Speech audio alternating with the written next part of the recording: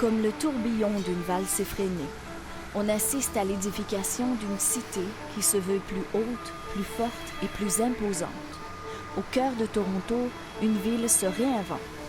C'était un grand moment.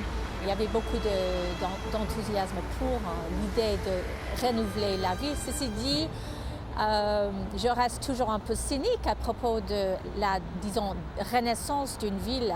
Toronto aimerait beaucoup être une ville mondiale, mais Toronto ne se trouve pas tout à fait au premier rang des villes mondiales. Il y a eu un parti pris de choquer et de créer un contraste plutôt qu'une harmonisation avec le bâtiment existant. Toronto se trouve en compétition avec beaucoup d'autres villes qui ont une architecture beaucoup plus élaborée, beaucoup plus attrayante.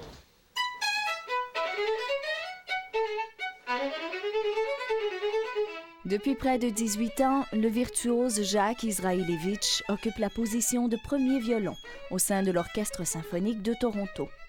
À cette renaissance culturelle, le chef des violons aimerait y croire. Pour moi, je ne sais pas si c'est une renaissance culturelle, c'est une renaissance architecturale. Une renaissance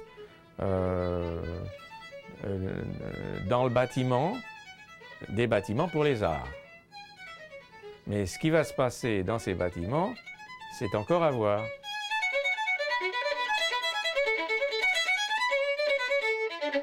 À l'aube du 21e siècle, les gouvernements de Jean Chrétien et de Mike Harris à Queen's Park jettent les bases de ce qui s'appelle désormais le Fonds de supercroissance des infrastructures culturelles.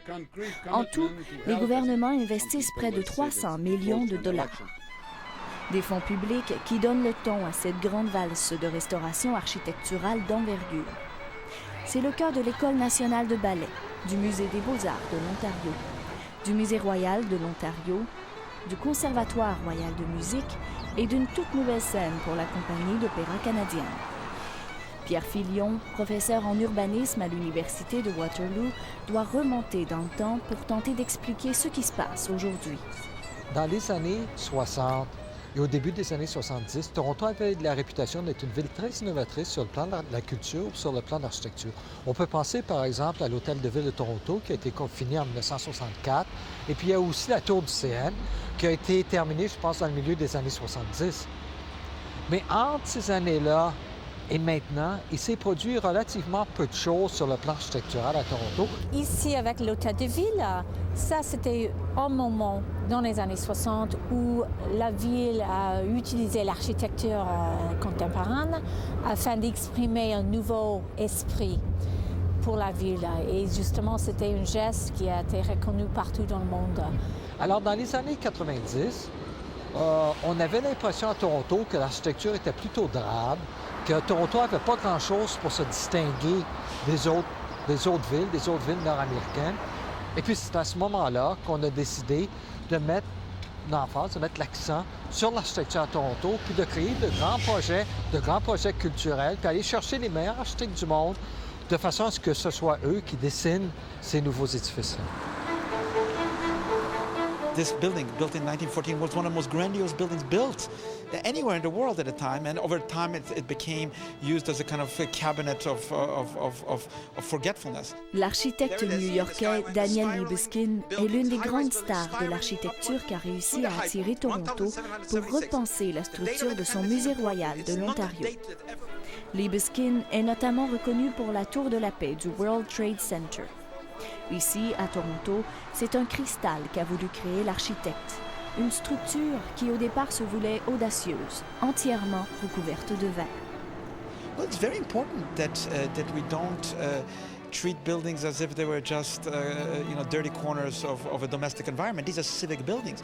Just to bring it back to life shows that history is not something just in the past. C'est ce qui un peu me fait peur, c'est qu'en fait, on construise une sorte d'énormité architecturale qui en fait va manger le reste de l'institution et qui va faire disparaître ce reste de l'institution plutôt que de le mettre en valeur.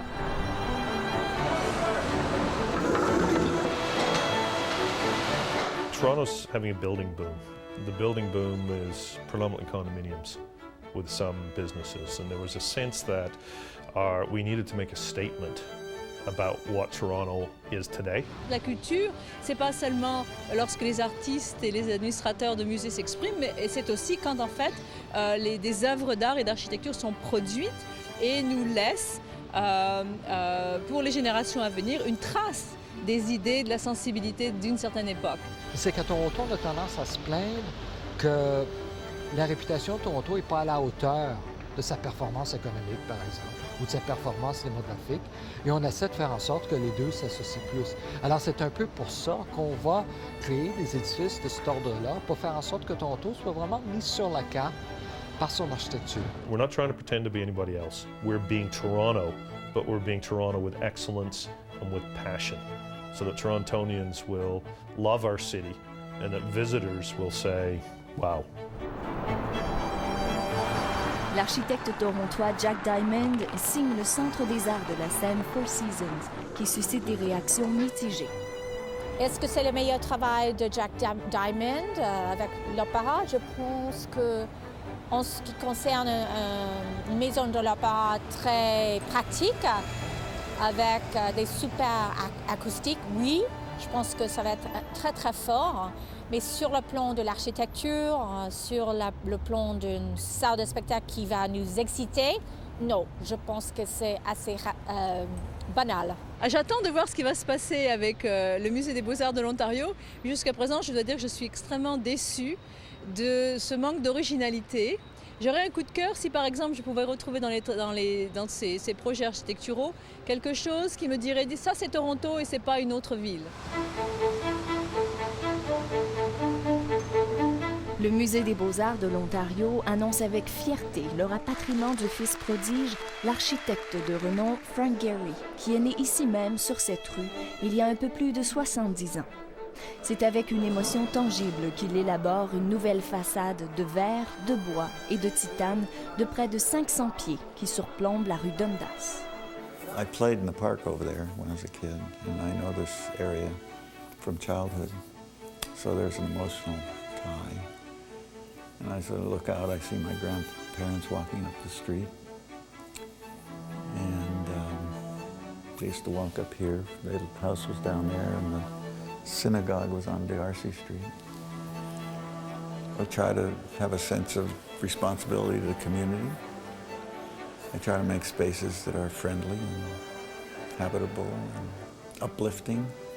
Il y a ici à Toronto un très très grand intérêt à poursuivre les grands architectes du monde, puisque ça pousse Toronto sur cette échelle internationale. En ce qui concerne le travail, est-ce que c'est le meilleur travail de Frank Gehry qui aura lieu ici à Toronto? Non. Ça, c'est clair. Parce que vous savez, il y a beaucoup d'édifices distinctifs à l'échelle du monde.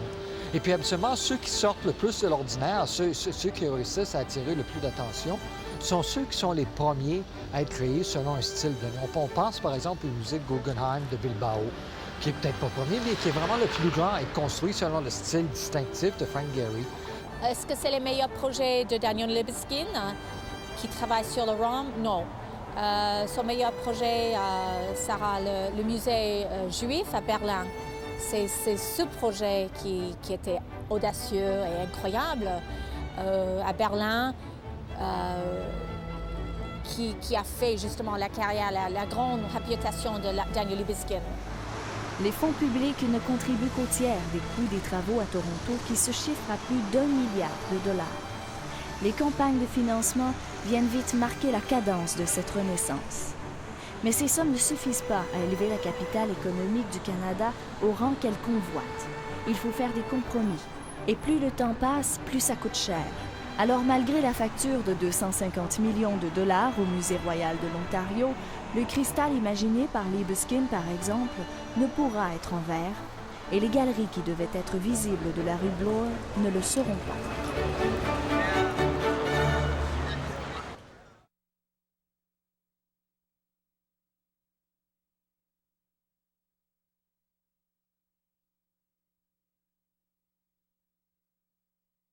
Ce qu'on vit en ce moment, c'est une approche mercantile de l'art et de la culture. C'est-à-dire qu'il faudrait que ces établissements, ces institutions soient rentables.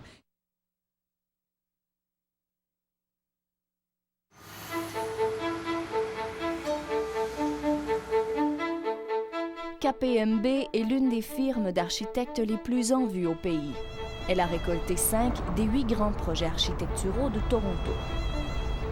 Le musée de céramique Gardner, l'École nationale de ballet, le Young Center for the Performing Arts, le Festival Center et le dernier né de l'architecte Marion McKenna, le Conservatoire royal de musique.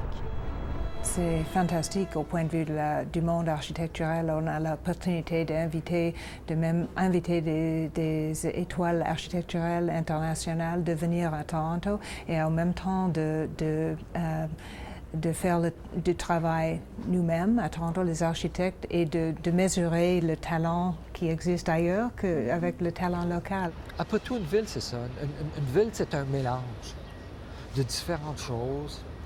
Il ne faut pas que le mélange soit trop fort, mais en même temps, il ne faut pas qu'il y ait trop d'uniformité non plus. Alors, ce qu'on a tenté de faire avec les projets, c'est qu'on a tenté de créer la diversité. Et puis, je pense que ça, on l'a atteint. C'est un but qui a été atteint.